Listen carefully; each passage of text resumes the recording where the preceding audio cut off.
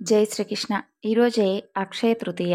పరమ పవిత్రమైనటువంటి ఈ రోజున భక్తి శ్రద్ధలతో ఈ కథను ఆలకించండి. ద్వాపరయుగం అంతరించి కలి ప్రవేశించి కలియుగం ప్రారంభమవుతున్నటువంటి దశలో పరీక్షిత్ మహారాజు ధర్మబద్ధంగా పరిపాలిస్తున్నటువంటి కాలం అది. ఒకనాడు ఆ మహారాజుకు ఒక గోమాత ఏడుపు వినిపిస్తుంది.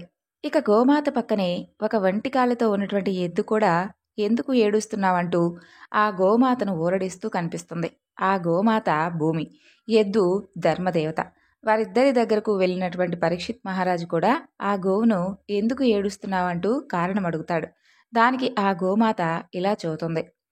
కాలం మారడంతో ఈ ధర్మానికి 3 కాళ్ళు పోయి చివరకు ఒక్క కాలే మిగిలిందని, అందుకే ఏడుస్తున్నాను అని చెబుతుంది. అప్పుడు పరీక్షిత్ మహారాజు ఆ ఎద్దుతో, ఎవరికీ అవసరం లేనటువంటి గడ్డి తిని మనుషులు తాగలేనటువంటి నీటిని తాగే నిన్ను ఎవరు హింసించారు? ఎవరికి అపకారం చేయనటువంటి నీ కాళ్ళను ఎవరు విరగ్గొట్టారు అని అడుగుతాడు.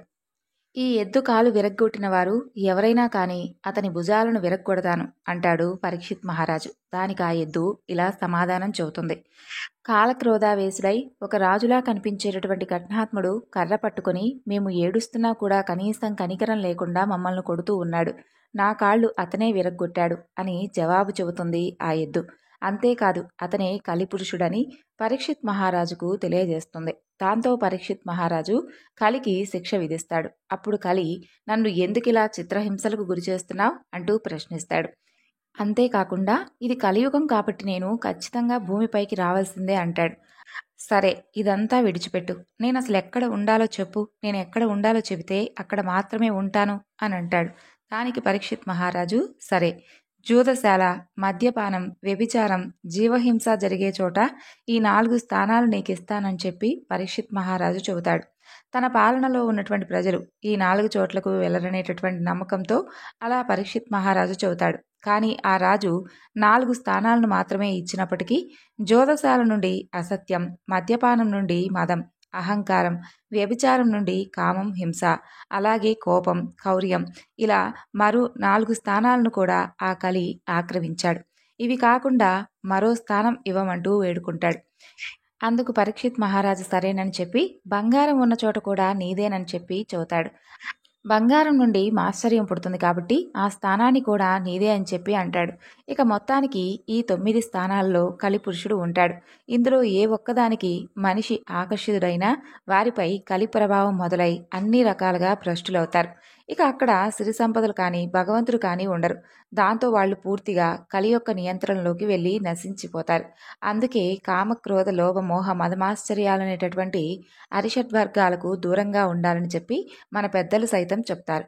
ఇక ధర్మాత్ముడైనటువంటి పరీక్షిత్ మహారాజు దరిదాపులకు కూడా రాలేనటువంటి ఆ కలి బంగారం స్థానాన్ని పొందగానే చెలరేగిపోతాడు.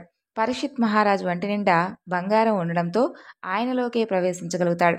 ఆ విధంగా పరీక్షిత్ మహారాజు కలి ప్రభావానికి లోనై అనేక బాధలకు గురవుతాడు. ఇక ఇంటికి వెళ్ళి కిరీటం, ఆభరణాలు తీసి పక్కన పెట్టగానే కలి ప్రభావం నశించి పశ్చాత్తాపం కలుగుతుంది. పరీక్షిత్ మహారాజుకు అలా కలిని నియంత్రించగలిగినటువంటి పరీక్షిత్ మహారాజు కూడా తానే అతని ప్రభావానికి లోనై మరణాన్ని కొని తెచ్చుకుంటాడు. కాబట్టి ఎంతో పవిత్రమైనటువంటి ఈ అక్షయ తృతీయ నాడు బంగారాన్ని ఎవరూ కూడా కొనకూడదు అంటారు. బంగారంలో కలిపురుషుడు ఉంటాడు కాబట్టి ఈనాడు బంగారం కొనకూడదు అంటారు. ఇక ఈనాడు తప్పకుండా వినవలసినటువంటి మరొక పరమ పవిత్రమైనటువంటి కథ గురించి తెలుసుకుందాం. పూర్వం త్రేతాయుగంలో మధుర పట్టణంలో సోమశేఖరుడు అనే ఒక బ్రాహ్మణుడు ఉండేవాడు. అతను సకల శాస్త్రాలను చదివాడు, 4 వేదాలను నేర్చుకున్నాడు, వేదాంత విద్యా వివేకం సంపాదించాడు. అంతేకాదు, ఎల్లప్పుడూ కూడా సత్యమునే మాట్లాడుతూ ఉండేవాడు. దయామయుడు. విశాలాక్షి, ఈమె ఎంతో మంచి ప్రవర్తన కలిగి ఉండేది. శీలవతి, గుణవతి, మహాపతివ్రత. ఎప్పుడూ కూడా భర్తనే దైవంగా భావించి పూజించేది. అయితే వారి దాంపత్యం చూసేవారికి కన్నుల పండగగా ఉండేది. ఇక వీరు శ్రీ మహావిష్ణువును ఎప్పుడూ కూడా భక్తి శ్రద్ధలతో పూజిస్తూ ఉండేవారు. ఇంటికి వచ్చినటువంటి అతిథి అభాగ్యులను చక్కగా సత్కరించి భోజనం పెట్టి పంపించేవారు. వారి గృహం భూలోక స్వర్గంలా ఉండేది. ఈ విధంగా వీరు ఆనందంగా కాలం గడుపుతూ ఉండేవారు. అయితే ఒకనాడు బ్రాహ్మణ దంపతులు మోక్షం పొందగోరి గంగా యాత్రకు పోవాలని నిర్ణయించుకొని అలా ప్రయాణమైపోయి అక్కడ కాశీ విశ్వేశ్వరుని సందర్శించి కొన్ని రోజులు అక్కడే నివసించి పవిత్రమైనటువంటి గంగాజలాన్ని తీసుకుని తిరుగు ప్రయాణం మొదలు పెడతారు. అలా ఆ దంపతులు దారిన వస్తూ ఉండగా మార్గమధ్యంలో వారికి ఒక పురుషుడు కనిపిస్తాడు. అతను ఒక పశ్చిమ దేశస్థుడు. అతని పేరు రత్నాకరుడు. వ్యాపార నిమిత్తమై సరుకులను ఎడ్లబండిపై ఎక్కించుకుని పోతూ ఉంటాడు. అప్పుడు ఒక ఎద్దు బరువు వలన నడవలేక నిలుచుని ఉంటుంది. అప్పుడు రత్నాకరుడు తన నౌకలలో ఒకడైనటువంటి కాలకల్పుని చూసి ఆ ఎద్దును అదిలించమంటూ హెచ్చరిస్తాడు. అప్పుడు కాలకల్పుడు తన చేతిలో ఉన్నటువంటి కర్రతో దానిని బలంగా కొడతాడు. అప్పుడు ఆ ఎద్దు గింజుకొని తాళ్లు తెంపుకొని తనను కొట్టినటువంటి ఆ కాలకల్పుణ్ణి పొడిచింది. ఇక వెంటనే దాని కొమ్ము అతని డొక్కలో గుచ్చుకొని వెంటనే భూమి మీద పడి గిలగిలా తన్నుకొని మరణవేదనతో అరుస్తూ ఉంటాడు. అలా అరుస్తూ ఉన్నటువంటి ఆ యొక్క కాలకల్పుణ్ణి ఈ బ్రాహ్మణ దంపతులు చూస్తారు. వెంటనే సోమశేఖరుడు అతని బాధను చూడలేక అతని దగ్గరకు వచ్చి తన కలశంలో ఉన్నటువంటి గంగాజలాన్ని కొన్ని అతని నోట్లో పోసి ఇంతకుముందు విష్ణు పూజకు ఉపయోగించినటువంటి తులసీ దళాన్ని అతనిపై వేస్తాడు. విష్ణు నామాన్ని అతను వినేలాగా జపిస్తాడు. ఇక మరికొంతసేపటికి కాలకల్పుడు మరణిస్తాడు. ఇక అతని మరణానికి ఆ దంపతులు విచారించి ముందుకు పోతూ ఉంటారు. వారు అలా కొంత దూరం వెళ్ళేసరికి మరొక భయంకరమైనటువంటి దృశ్యం వారికి కనిపిస్తుంది. వారి ఎదుట వికార ఆకారంతో కొందరు భటులు కనిపిస్తారు. వారిలో కొందరికి కాలు విరిగి ఉంటాయి. అందరికీ కూడా చేతులు తెగి ఉంటాయి. కొందరికి ముక్కులు తెగి ఉంటాయి. అనేక రకాల వికలాంగులుగా వారి యొక్క ఆకారాలు చూసేందుకు చాలా భయంకరంగా ఉంటాయి. ఇక సోమశేఖరుడు భయపడకుండా వారి దగ్గరకు వెళ్ళి, అయ్యా, మీరు ఎవరు? మీకు అసలు ఈ అవస్థ ఎలా కలిగింది? దీనికి కారణం ఎవరు? అసలు మీరేమిటో, మీ చరిత్ర ఏమిటో తెలియజేయండి అని అడుగుతాడు. ఇక అందులో కొందరు ఆ బ్రాహ్మణుని చూసి ఇలా అంటారు, అయ్యా, మేము యమదూతలం. మేము ఒకరి ప్రాణం తీయడానికి యముడి యొక్క ఆజ్ఞ ప్రకారం ఇలా భూమి మీదకు వచ్చాం. అతను మహాపాపి. అతను ఎన్నో పాపాలు చేశాడు. చివరకు నోరు లేనటువంటి ఒక ఎద్దును కర్రతో గట్టిగా కొట్టాడు. అతని పేరే కాలకల్పుడు. అతన్ని శిక్షించడానికి యమధర్మరాజు ఆజ్ఞను అనుసరించి అతన్ని తీసుకుని వెళ్ళడానికి వచ్చాం. అలా తీసుకుపోతున్నటువంటి మమ్మల్ని విష్ణుదూతలు అడ్డగించి అతన్ని మేము తీసుకుపోకూడదని చెప్పి గద్దించి పలికారు. అంతటా మేము వారితో ఇలా అన్నాం, విష్ణుదూతలారా, వీడు మహాపాపి, మేమితన్ని విడిచిపెట్టాం అని పలికాం. దానికి విష్ణుదూతలు, ఓ యమదూతలారా, వీడు ఏ పాపం చేశాడో చెప్పండి అని అడిగారు. దానికి మేము వీడు చేసినటువంటి పాపాలన్నీ కూడా చెప్పడం ప్రారంభించాం. అయితే వీడు అన్ని రకాల పాపాలు చేసినా మహాపాపి కదా అని మేము ఎన్నో రకాలుగా చెప్పి చూశాం. దానికి ఆ విష్ణుదూతలు, చేసి ఉండొచ్చు, కానీ ఇతన్ని మీరు ఇలా తీసుకుపోవడం మంచి పని కాదు అని అన్నారు. దానికి మేము వీడు చేసినటువంటి పాపాలకు తగినటువంటి శిక్ష విధించడానికి మా ప్రభువు గారి ఆజ్ఞ ప్రకారం మేము తీసుకుని వెళ్తున్నాము అని చెప్పాం. దానికి ఆ విష్ణుదూతలు, ఇతను ఒక్క పుణ్యమైనా చేయలేదా ఏమిటి అని అడిగారు. దానికి మేము చేయలేదు అంటూ గట్టిగా చెప్పాం. దానికి ఆ విష్ణుదూతలు మాతో ఇలా అన్నారు, మీరు బాగా ఆలోచించండి. ఇతను చనిపోయే సమయంలో ఒక బ్రాహ్మణుడు ఇతని నోట్లో పవిత్రమైనటువంటి గంగాజలం పోశాడు కదా, అలాగే తులసీదళం కూడా అతనిపై ఉంచాడు. అంతేకాదు, అతను వినే విధంగా శ్రీమన్నారాయణుల వారి యొక్క నామాన్ని పెద్దగా జపించాడు. ఇదే అతను చేసుకున్నటువంటి పుణ్యం. ఇంతకన్నా మించినటువంటి పుణ్యం మరేదీ లేదు. అందువలన మా ప్రభు అయినటువంటి శ్రీ మహావిష్ణువు అతన్ని విమానంపై ఎక్కించుకొని తీసుకుని రండి అని చెప్పి మమ్మల్ని ఆజ్ఞాపించాడు. అదిగో విమానం చూడండి. కాబట్టి ఇక ఇక్కడి నుండి మీరు వెళ్ళిపోండి అన్నారు. కానీ మేము అంత మాత్రానికే అతన్ని విడిచిపెడతామా? వీరిని తీసుకుని రమ్మని మా ప్రభువు గారి ఆజ్ఞాపించాడు. దాన్ని మేము అతిక్రమించము అని చెప్పాం. దానికి విష్ణుదూతలు, అలా అయితే యుద్ధానికి సిద్ధం కాండి. మిమ్మల్ని ఓడించి శ్రీ మహావిష్ణువు యొక్క ఆజ్ఞను నెరవేరుస్తాం అని చెప్పారు. ఈ విధంగా వారికి మాకు భీకరమైనటువంటి యుద్ధం జరిగింది. కానీ వారందరూ మహాసూరులవడం చేత మా అందరినీ క్షణాల్లో ఓడించి మమ్మల్ని అంగవైకలుగా చేసి అతన్ని పుష్పక విమానంపై ఎక్కించుకొని వైకుంఠానికి తీసుకువెళ్లారు. వారి వలన ఇలా దెబ్బలు తిన్నామని చెప్పి, ఈ విధంగా జరిగిందని చెప్పి సోమశేఖరుడికి వివరించి తిరిగి వారు వారి లోకాలకు వెళ్ళిపోయారు. వారు వెళ్ళిపోయాక ఆ బ్రాహ్మణ దంపతులు ఇలా అనుకున్నారు, ఆహా, గంగాజలం మహత్యం ఇంత గొప్పదా! ఒక మహాపాపిని పవిత్ర గంగాజలం పుణ్యాత్ముని చేసింది కదా. ఆహా, ఎప్పుడో ఒకప్పుడు తాగినంత మాత్రానే సమస్త పాపాలు తొలగిపోతుంటే ఇక కలకాలం ఇక్కడే ఉండి గంగా స్నానం ఆచరించి గంగాజలం తాగుతూ ఉంటే ఇంకెంత భాగ్యం కలుగుతుందో అనుకుని అక్కడే స్థిర నివాసం ఏర్పరచుకుని నిత్యం గంగా స్నానం చేస్తూ కాశీ విశ్వేశ్వరుణ్ణి పూజిస్తూ అతిథి అభాగ్యులను ఎప్పటిలాగే చక్కగా ఆదరిస్తూ మంచిగా జీవనం గడిపారు. చివరకు మోక్షాన్ని పొందారు. కాబట్టి జన్మ అంటే ఆ బ్రాహ్మణ దంపతులు జీవించినట్లుగా జీవించాలి.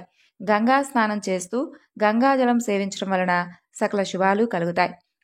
పూర్వం దరిద్రుడు, ప్రియవాది, సత్యవంతుడు, దేవగురు జనభక్తుడైనటువంటి ఒక కోమటివాడు ఉండేవాడు.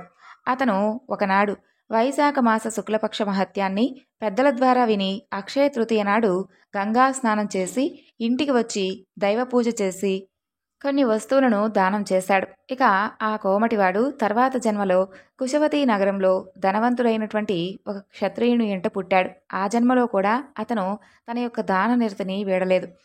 అంతగా దానం చేస్తూ ఉన్నా అతని సంపద క్షయం కాకుండా అక్షయమవుతూ వస్తుంది. అదంతా కూడా అతను ఆచరించినటువంటి అక్షయ తృతీయ వ్రత ప్రభావం వలన ఆ విధంగా అతను ఎంత దానం చేసినప్పటికీ కూడా అతని యొక్క సంపద మాత్రం అక్షయమవుతూ పెరుగుతూనే వచ్చింది. ఇదంతా కూడా అక్షయ తృతీయ యొక్క వ్రత ప్రభావం. ఇక ఒకనాడు నారాయణుడు లక్ష్మీదేవితో ఇలా అంటాడు, ప్రజలలో ఎంత భక్తి పెరిగింది, అందరూ కూడా నారాయణ నారాయణ అంటూ జపిస్తున్నారు అని అంటాడు. ఆ మాటలు విని లక్ష్మీదేవి ఇలా అంటుంది, స్వామి, అది మీకోసం కాదు, నా కరుణా కటాక్షం కోసమే మీ మీద వారికి భక్తి పెరిగింది అని అంటుంది. దానికి శ్రీమన్నారాయణుడు, మరైతే జనులంతా కూడా లక్ష్మీ లక్ష్మి అని ఎందుకు జపించడం లేదు అంటాడు. దానికి లక్ష్మీదేవి నారాయణుడితో ఇలా అంటుంది, అలా అయితే ఒక పరీక్ష పెడదాం భక్తులకు అని అంటుంది. దానికి సరేనని నారాయణుడు కూడా అంటాడు. ఇక శ్రీమన్నారాయణుడు బ్రాహ్మణ రూపాన్ని ధరించి ఒక గ్రామంలో గ్రామాధికారి ఇంటి తలుపు తడతాడు. గ్రామాధికారి తలుపు తెరిచి ఇలా అంటాడు, మీరు ఎవరు, ఎక్కడి నుండి వచ్చారు అని అతన్ని అడుగుతాడు. దానికి ఆ బ్రాహ్మణుడి రూపంలో ఉన్నటువంటి నారాయణుడు ఇలా అంటాడు, నా పేరు లక్ష్మీపతి, మీ నగరంలో హరికథ చెప్పాలని అనుకుంటున్నాను అంటాడు. ఇక గ్రామాధికారి, అలాగా, మహాభాగ్యం, మీరు మా ఇంట్లో ఉండండి అంటాడు. ఇక మొదటి రోజు 10 మంది వస్తారు. రెండవ రోజు, మూడవ రోజుల్లో మరింతగా పెరిగి కూర్చోవడానికి స్థలం లేక నిలబడి భక్తితో వింటూ ఉంటారు హరికథ. ప్రజల భక్తి చూసి శ్రీహరి కూడా సంతోషిస్తాడు. లక్ష్మీదేవి ఒక వృద్ధురాలిగా మారి ఆ గ్రామానికి వచ్చి ఇంటికి తాళం వేసి హరికథకు వెళుతూ ఉన్నటువంటి ఒక స్త్రీతో ఇలా అంటుంది, చూడమ్మా, నాకు చాలా దాహంగా ఉంది, కొంచెం నీళ్ళిస్తావా అంటుంది. దానికి ఆమె ఇలా అంటుంది, అమ్మా, నేనిప్పుడు హరికథ వినేందుకు వెళుతున్నాను అంటుంది. దానికి ఆ వృద్ధురాలి రూపంలో ఉన్నటువంటి లక్ష్మీదేవి, నాకు కొన్ని నీరివ్వమ్మా, నీకు అమితమైనటువంటి పుణ్యం లభిస్తుంది అని లక్ష్మీదేవి అడగగానే కాదనలేనటువంటి ఆ స్త్రీ తాళం తీసి ఇత్తడి చెంబులో నీళ్ళిస్తుంది. లక్ష్మీదేవి నీరు త్రాగి ఆ చెంబు తిరిగి ఆ స్త్రీ చేతికి ఇవ్వగానే ఆ చెంబు బంగారం చెంబుగా మారుతుంది. అది చూసి ఆ స్త్రీ ఆశ్చర్యపోయి 2 చేతులు జోడించి, ఎంత మహిమ కలిగినటువంటి తల్లివమ్మా తల్లి, నీకు ఆకలి వేస్తుందేమో, ఉండు, అన్నం తెచ్చి పెడతాను అంటుంది. దానికి లక్ష్మీదేవి ఇలా అంటుంది, లేదమ్మా, నాకు ఆకలిగా లేదు అంటూ అక్కడి నుండి వెళ్ళిపోతుంది. ఇక శ్రీహరి కథకు వచ్చి ఆ సంగతి ఆమె చుట్టుపక్కల ఉన్న వారందరికీ కూడా ఆ స్త్రీ చెబుతుంది. దాంతో స్త్రీలందరూ కూడా మధ్యలోనే లేచి వెళ్ళిపోతారు.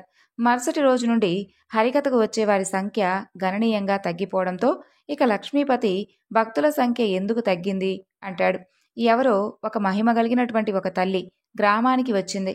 ఆమె ఎవరింటికైనా వెళ్ళి ఏ వస్తువుల్లో ఏమి తాగినా ఏమి తిన్నా ఆ వస్తువు బంగారంగా మారుతుంది అని చెబుతాడు ఆ యొక్క వ్యాపారి.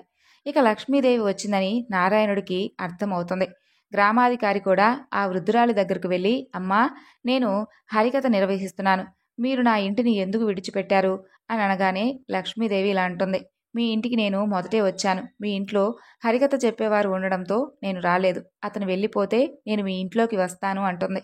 ఇక గ్రామాధికారి, నేను ఇప్పుడే వారికి ధర్మశాలలో గదిస్తాను అంటాడు. ఆ రోజు హరికథ అయిన తర్వాత లక్ష్మీపతి తన ఇంటికి వచ్చిన వెంటనే గ్రామాధికారి, మహారాజా, ఇక మీరు ధర్మశాలలో ఉండండి, ఇక మీకు అన్ని ఏర్పాట్లు కూడా పూర్తి చేశాను అంటాడు. అంతలో లక్ష్మీదేవి వచ్చి గ్రామాధికారితో ఇలా అంటుంది, మీరు బయటకు వెళ్ళండి, నేను వారితో మాట్లాడతాను అంటుంది. ఇక లక్ష్మీదేవి నారాయణుడితో ఇలా అంటుంది, చూడు ప్రభు, ఇప్పుడైనా ఒప్పుకున్నారా, భక్తులు మీకోసం కాదు నా కోసం మీ నామాన్ని జపిస్తున్నారు అని అంటుంది.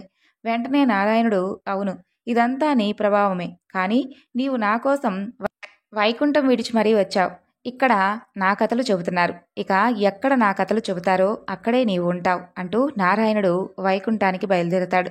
ఆ తర్వాత ప్రతి ఒక్కరూ కూడా తమ ఇళ్లల్లోకి ఆ తల్లి రావాలని కోరుకుంటారు. లక్ష్మీదేవి అందరితో ఇలా చెబుతుంది, నేను కూడా వెళుతున్నాను.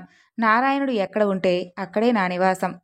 మీరు శ్రీహరిని పంపించారు, అందుకే నేను కూడా ఆయన దగ్గరకు వెళ్ళిపోతున్నానంటూ వైకుంఠం చేరుకుంటుంది. అందుకే నారాయణుడి కథలు ఎక్కడైతే చెప్తూ ఉంటారో అక్కడకు తప్పకుండా లక్ష్మీదేవి ఏదో ఒక రూపంలో వస్తుందని చెప్తారు. నారాయణుడు ఎక్కడ ఉంటే లక్ష్మీదేవి కూడా అక్కడే ఉంటుంది. ఇక ఈ అక్షయ తృతీయ నాడు మహాలక్ష్మీదేవి యొక్క మహత్యాన్ని తెలియజేసేటటువంటి పరమ పవిత్రమైనటువంటి ఈ కథను కూడా భక్తి శ్రద్ధలతో ఆలకించండి. పూర్వకాలంలో కళింగ దేశంలో వెంకటాచారి అని ఒక కంసాలివాడు ఉండేవాడు. అతను పనిలో ఎంతో నైపుణ్యాన్ని చెందినవాడిగా గొప్ప పేరు పొందుతాడు. వెంకటాచారి అతని భార్య సుమతి ఎంతో దైవభక్తులు. దంపతులకు 2 ఆడపిల్లలు, శారద, నీరజ. వారు చూడటానికి చాలా చక్కగా ఉంటారు. చదువుకుంటూ తల్లికి చేదోడు వాదోడుగా ఉండేవారు. వెంకటాచారి నైపుణ్యం కలవాడే కానీ ఎప్పుడూ ఏమాత్రం కల్తీకనేది పాల్పడకుండా నిజాయితీగా పనిచేసుకుంటూ ఉండేవాడు. మిగిలిన తోటి కంసాలుడు కకృతిపడి కల్తీ చేసి తక్కువ సొమ్ముకే పనులు ఒప్పుకొని పనులు చేస్తూ ఉండేవారు. దీనివలన వెంకటాచారికి ఆదాయం అంత ఎక్కువగా ఉండేది కాదు. ఏదో వచ్చినటువంటి సొమ్ముతో కాలం గడుపుకుంటూ ఉండేవాడు. రోజులు అలా గడుస్తూ ఉండగా పెద్ద కూతురికి వివాహ వయసు వస్తుంది. నెమ్మదిగా సంబంధాలు వెతకడం మొదలు పెడతాడు. కానీ ఎక్కడా ఏదీ కుదరలేదు. వెంకటాచారి పక్క ఇంట్లో ఉన్నటువంటి కృష్ణశర్మ అనే పురోహిత కుటుంబం ఉండేది. కృష్ణశర్మ భార్య పేరు రుక్మిణి. సుమతి, రుక్మిణి ఇద్దరూ కూడా స్నేహితులుగా ఉండేవారు. కృష్ణశర్మ, రుక్మిణి దంపతులకు ఒక పద్మప్రియ అనేటటువంటి కుమార్తె ఉండేది. ఆమె వయసు సుమారు 7 సంవత్సరాలుంటాయి. ప్రతిరోజు కూడా ఆమె వారింట్లో పూలు కోసుకొని సుమతికి తీసుకొని వెళ్ళి ఇచ్చేది. అంతేకాకుండా ఒకనాడు ప్రతిరోజు కూడా 1 గంటైనా వారింట్లో గడిపి మరీ వెళ్ళేది. వెంకటాచారి పెద్ద కుమార్తె శారద పెళ్లి ఎంతకు నిశ్చయం కాకపోవడంతో ఆ దంపతులకు ఎంతో బెంగగా ఉండేది. ఒకనాడు రుక్మిణి సుమతితో 1 వారం రోజుల పాటు రుక్మిణీ కళ్యాణం పారాయణం చేయమని చెప్తుంది. ఆ విధంగానే శారద పారాయణం చేయగానే ఆ మరునాడే మంచి వరుడితో వివాహం నిశ్చయమవుతుంది. ఇక వివాహానికి కావలసినటువంటి సొమ్మును సేకరించి పెట్టుకోవడంతో అదే పనిలో పడతాడు వెంకటాచారి. ఇన్నేళ్లుగా కంసాలి వృత్తి చేస్తున్నప్పటికీ కూతులకు కనీసం బంగారు గాజులు కూడా చేయించలేకపోయానే అని బాధపడతాడు. సుమతి రోజు ఉదయాన్నే పూజ చేసేటప్పుడు శ్రీ మహాలక్ష్మీదేవికి అనేక స్తోత్రాలతో పూజలు చేస్తూ ఉండేది. వివాహం దగ్గర పడుతుందని దయచేసి వివాహానికి కావలసినటువంటి సొమ్మును సమయానికి అంది వచ్చేలాగా అనుగ్రహించమంటూ ఆ తల్లిని ప్రార్థించేది. అలా రోజులు గడుస్తూ ఉండగా ఒకనాడు పద్మప్రియ రోజులాగా పూలు తీసుకుని ఉదయం పూజా సమయానికి సుమతి ఇంటికి రాలేదు. రోజు తప్పకుండా వచ్చే పిల్ల ఈరోజు ఇంకా ఇంటికి రాలేదేమిటా అని సుమతి ఆలోచిస్తూ ఉండగా గుమ్మంలో గజ్జెల చప్పుడు వినిపిస్తుంది. పద్మప్రియ చెంగున రానే వస్తుంది. రావడానికి ఆలస్యమైంది అని చెబుతూ పూలు తీసి సుమతి చేతిలో పెడుతుంది. ఆ రోజు పద్మప్రియ రోజు కంటే అందంగా తేజస్సుతో కనిపిస్తుంది. సుమతి పద్మప్రియను, ఈరోజు నీ పుట్టినరోజా తల్లి, ఇంత చక్కగా అలంకరించుకున్నావు అని అడుగుతుంది. లేదు అత్తయ్య, రోజులాగే తయారయ్యాను. స్నానం చేయడం కాస్త ఆలస్యం కావడంతో పూలు తీసుకురావడం ఆలస్యమైంది అని. సరేగాని ఈ జత బంగారు గాజులు అమ్మ నీకు చూపించమని చెప్పింది. కొత్తగా కొనుక్కుందట. నిన్ను కూడా చూడమని నాకిచ్చి పంపించింది అని చెబుతుంది. అప్పుడు సుమతి ఆ గాజులు తన చేతిలోకి తీసుకుని చూస్తూ ఉండగా పద్మప్రియ ఇప్పుడే వస్తాను అత్తయ్య అంటూ చెంగున బయటకు వెళ్తుంది. సుమతి ఆ గాజులను దేవుడి దగ్గర ఉంచుతుంది. కాసేపైన తర్వాత పద్మప్రియ రాగానే ఇచ్చేద్దాము అనుకుంటుంది. వంటింట్లోకి నైవేద్యం తీసుకురావడానికి వెళ్ళి పాయసం పూర్తవగానే తీసుకువచ్చి పూజ గదిలో కూర్చుంటుంది. ఎదురుగా చూస్తే 2 జతల బంగారు గాజులు కనిపిస్తాయి. ఏమిటి ఇవి ఎక్కడి నుంచి వచ్చాయి? తానిక్కడ పెట్టింది 1 జతే కదా, లేదా నేనేమైనా పరధ్యానంలో ఉండి గమనించుకోలేదా?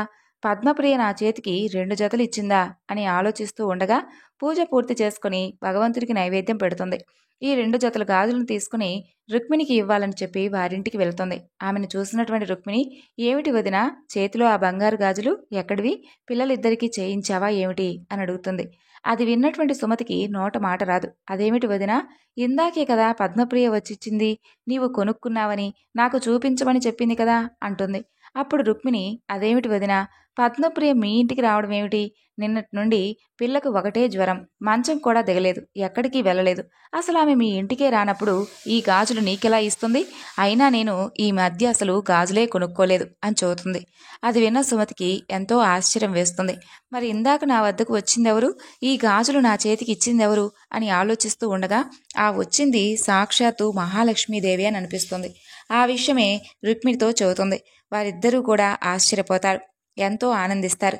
జరిగిన విషయమంతా కూడా వారి భర్తలకు చెబుతారు. వెంకటాచారి దంపతుల సంతోషానికి అంతే లేదు. వచ్చింది సాక్షాత్తు మహాలక్ష్మీదేవేనని చెప్పి తెలుసుకుంటారు. తమను అనుగ్రహించినందుకు ఆ జగన్మాతను ఎన్నో విధాలుగా స్తుతిస్తారు. తమ కుమార్తెలకు సాక్షాత్తు మహాలక్ష్మీదేవే బంగారు గాజులను అనుగ్రహించిందని ఎంతో ఆనందిస్తారు. ఇద్దరూ కూడా పూజగదిలో నుంచొని జగన్మాతను నమస్కరిస్తూ ఇలా అంటారు. ఓ లోకజనని, దారిద్ర్య దుఃఖాన్ని, పాపాంధకారాలను పారద్రోలే అమృతమూర్తి, దీనులైన వారి బాధలను అన్నిటినీ కూడా నశింపచేసేటటువంటి నీ కరుణాకటాక్షాలు మాపై ఎల్లవేళలా ఇలాగే ప్రసరించమ్మా. నీకివే మా నమస్కారాలు. అమ్మా, మిక్కిలి దయగలిగినటువంటి నీ కడగంటి చూపులతో నీ కరుణామృతాన్ని మాపై ఎల్లవేళలా కురిపిస్తూ ఉండు తల్లి. నీవు సర్వమంగళప్రదాయినివి. సకల చరాచర జగత్తు యందు నీవే వ్యాపించి ఉన్నావు తల్లి. నీకివే మా ప్రణామాలు. నిన్ను నమ్మిన వారికి సర్వశుభాలను అనుగ్రహించేటటువంటి లోకపావని, నీకివే మా నమస్కారములంటూ పరిపరి విధాలుగా ఆ దంపతులు ప్రార్థిస్తారు. మహాలక్ష్మీదేవిని ఎవరైతే ప్రార్థిస్తారో వారికి సర్వ సౌభాగ్యాలు సమకూరుతాయి. ఎటువంటి అనారోగ్యం దరిచేరదు. మహాలక్ష్మి ఆరాధన వలన అనిమ, మహిమ, గరిమ, లగిమ, ప్రాప్తి, ప్రాఖ్యామము, ఈశిత్వము, వసిత్వము అనేటటువంటి అష్టసిద్ధులు లభిస్తాయి. మానవుడికి ఆధ్యాత్మికంగా కూడా ఉన్నత శిఖరాలకు ఎదగడానికి మహాలక్ష్మీదేవి పూజ ఎంతో ఉపయోగపడుతుంది. గత జన్మలో చేసినటువంటి పాపం దారిద్ర్యంగా పిలువబడుతుంది. ఈ జన్మలో పుణ్యకార్యాలు చేయడం వలన ఇది నశించి ఐశ్వర్యం లభిస్తుంది. ఓ జగన్మాత, నీకివే మా నమస్కారాలు. ఓ మహాలక్ష్మి, నీకివే మా ప్రణామాలు. ఓ జగజ్జనని, నీకివే మా నమస్కారములు. ఈ అక్షయ తృతీయ నాడు ఆ తల్లిని ప్రతి ఒక్కరూ కూడా మనస్ఫూర్తిగా లక్ష్మీదేవి యొక్క పూజను చేసి అమ్మ యొక్క అనుగ్రహంతో అమ్మకు సంబంధించినటువంటి అష్టోత్తరాలను జపించి అమ్మకు ప్రీతి అయినటువంటి నైవేద్యాన్ని సమర్పించి మీ మనసులో ఉన్నటువంటి సంకల్పాన్ని ఆ అమ్మకు తెలియపరచండి. ఈ అక్షయ తృతీయ నాడు మీరు చేసినటువంటి పూజ అక్షయంగా ఫలించి మీ కోరికలు, మీ సమస్యలు అన్నీ కూడా ఆ అమ్మవారు తప్పకుండా నెరవేర్చాలని మనస్ఫూర్తిగా ఆ తల్లిని వేడుకుంటూ ఈరోజు ఈ వివరణను ఇంతటితో ముగిస్తున్నాను. మరొక చక్కని వివరణతో మరలా కలుసుకుందాం. అంతవరకు నమస్కారం. జై శ్రీకృష్ణ.